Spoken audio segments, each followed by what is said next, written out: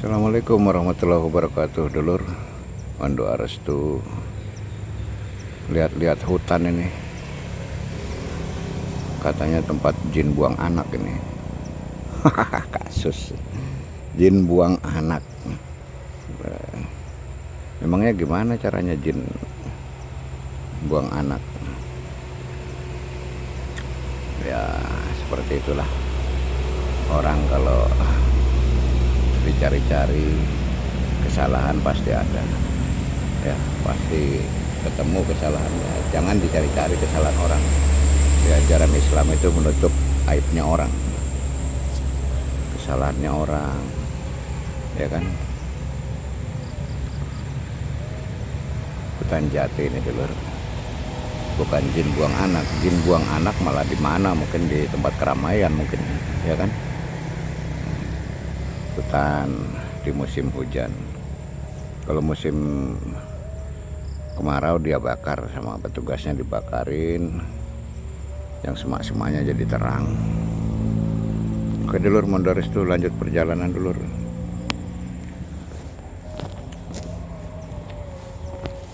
Ini daerah rawan kecelakaan dulur. Saya sangat sering lihat kecelakaan di daerah sini. Ini di tikungan alas dawar, hutan dawar, hutan kayu putih sama kayu jati. Ini jalur maut. Nggak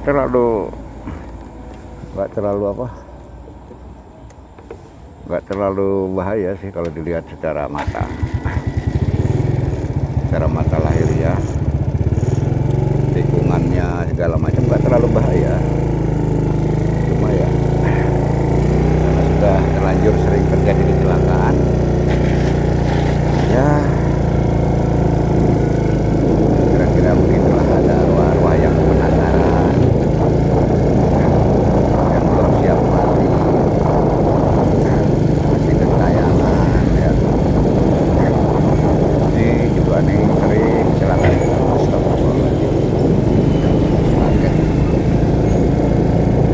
Mobil molen. Ini mobil molen nih, apa sisa-sisa cor-corannya nih berserak-serakan, batunya tajam-tajam dari bawah sana tadi.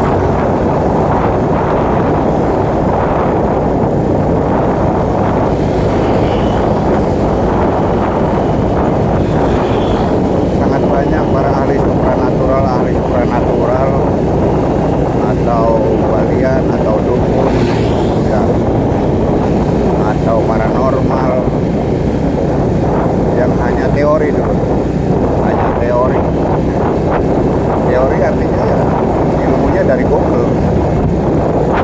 Dia dapat ilmunya dari Google, dari nonton di YouTube,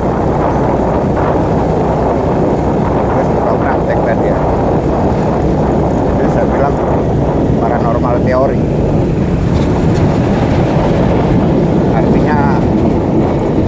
Artinya batinnya kosong dia. mulutnya aja pintar ngomong, apalagi yang kuat menghafal. Nonton di Google, dia nonton di Google, di YouTube ya, ilmu pengobatan, ilmu perdukunan, ilmu keparanormalan, tapi ya batinnya, hatinya kosong dalamannya, tidak ada nur sedikit pun. Ibaratnya tidak ada nur yang bisa untuk mengobati orang gitu ya. Tapi orang hanya disugesti aja, orang sembuh dengan sugestinya sendiri lewat ilmu yang dia dapat atau dia contoh dari Google maupun dari konten-konten YouTube.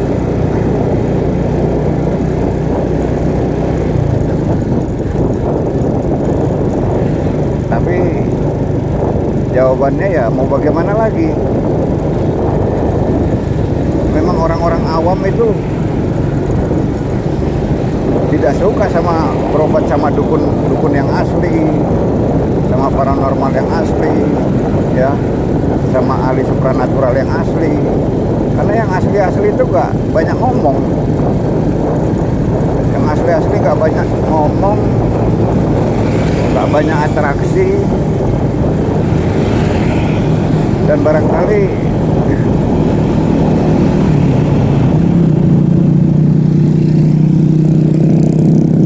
tidak ingin dapat pasien,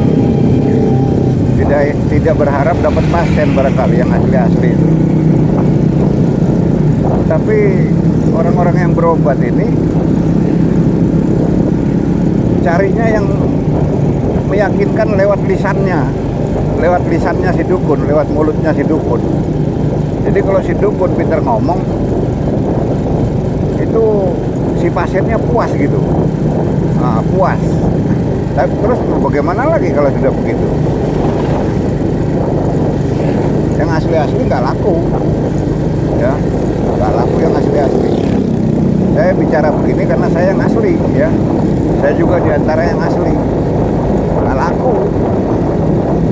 Tapi dukun abal-abal, ya, yang ilmunya dari Google sama ilmunya dari nyontek nonton di YouTube, ya, itu yang disenangi sama orang-orang awam. Ya ada biar aja dah, mau gimana lagi? Kalau sudah begitu mau gimana lagi? Kita mau nengahi juga, mau ngasih tahu yang benar, kita malah nanti kita yang kena, ya kan? Kalau kita nanti kena dituduh pencemaran nama baik. Ada istilah kate, zamannya zaman edan. Sing orang melo edan dia gak keduman, kan ngono. Asli itu, memang asli. Tapi yang gak melo edan itu orang hebat. Imannya orang hebat. Hebat itu imannya. Saya angkat jempol 4,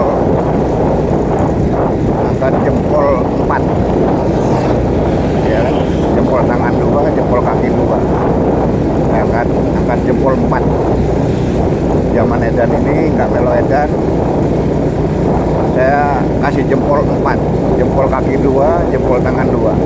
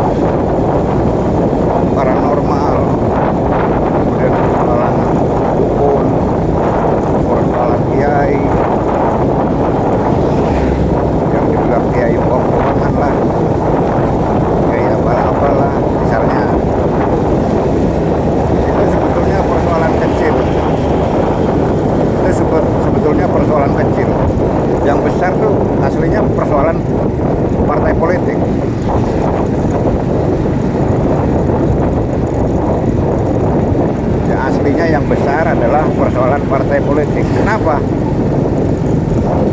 Karena sampai politik. Partai politik yang mana? Partai politik yang jago-jagonya duduk di DPR RI, jadi anggota dewan. Mereka kan berasal dari orang partai semua yang di DPR RI. Nah, mereka lah akhirnya yang mengatur tentang keagamaan kita, peribadatan kita. Itu kan fakta dulu. Fakta nggak itu dulu? Kan fakta itu. Nah, jadi sebetulnya persoalan yang harus kita persoalkan adalah persoalan politik gitu. Bukan ribut antar torekon, bukan ribut antar kiai, bukan ribut antar dukun, bukan ribut antar paranormal, bukan ribut antar bagian, bukan ribut antar tokoh agama. Tapi bagaimana caranya supaya persoalan agama ini tidak diatur oleh orang-orang politik. Jadi agama memiliki institusi sendiri yang mengaturnya, dan jangan orang politik. Kalau orang politik ya jelas saja agama jadinya di bawah politik. Itu ketemunya agama jadinya di bawah politik. Nah, harusnya itu yang dipersoalkan. Tapi mempersoalkannya harus baik-baik dulu, yaitu secara konstitusi, ya kan? Secara konstitusi, mengajukan ke DPR, ya, mengajukan ke MK, Mahkamah Konstitusi, atau mungkin juga ke MPR, ya, mengajukan secara konstitusi. Itu yang terpenting menurut saya. Bukan ribut antar dukun, bukan ribut antar paranormal, bukan ribut antar balian, bukan ribut antar apa itu namanya LSM. Terus lagi bukan ribut antar tokoh agama. Itu mah kecil. Yang besar itu adalah ayo kita ributkan masalah partai politik supaya agama ini posisinya berada di atas partai politik. Bagaimana caranya supaya politik tidak boleh mengatur agama apapun itu. Tidak boleh politik mengatur-ngatur agama, atau orang-orang politik ngatur-ngatur agama. Ya, agama itu harus yang paling atas, posisinya harus yang paling atas. Nah, maka insya Allah orang akan takut korupsi. Korupsi lebih takut, ya. Main curang lebih takut, ya. Dan buat segala kejelekan lebih takut, ya. Tapi kalau agama sudah diatur oleh partai politik, itu artinya agama di bawah politik. Agama di bawah politik jadinya letaknya. Ya saya juga nggak tahu persis yang benar mana, politik di atas agama atau agama di atas politik. Politik di atas agama atau agama di atas politik.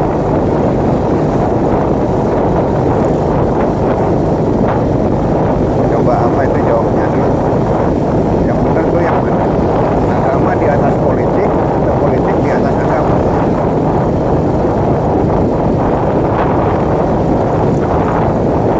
Kalau hati nurani kalian saya bisa baca. Kalau hati nurani kalian saya bisa baca jawabannya. 100% saya bisa baca. Pasti jawaban hati nurani kalian adalah agama harus di atas politik. Betul nggak? Betul, 1.000.000% betul. Kalau secara hati nurani kalian, kalau saya baca hati nurani kalian. Tapi saya juga paham teori berbeda dengan lapangan, ya kan? Teori berbeda dengan lapangan. Berbeda dengan di lapangan.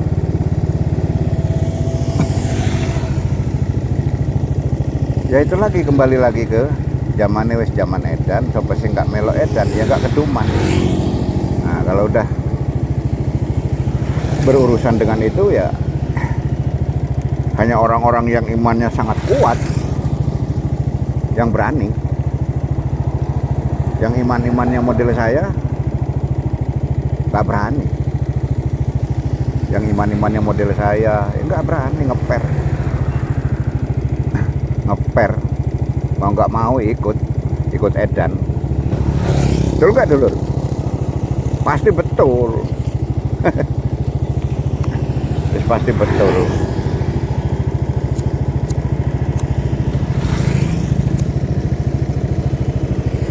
Oke, itu dulu dulur, nanti kita lanjut lagi. Mohon maaf. Assalamualaikum warahmatullahi wabarakatuh.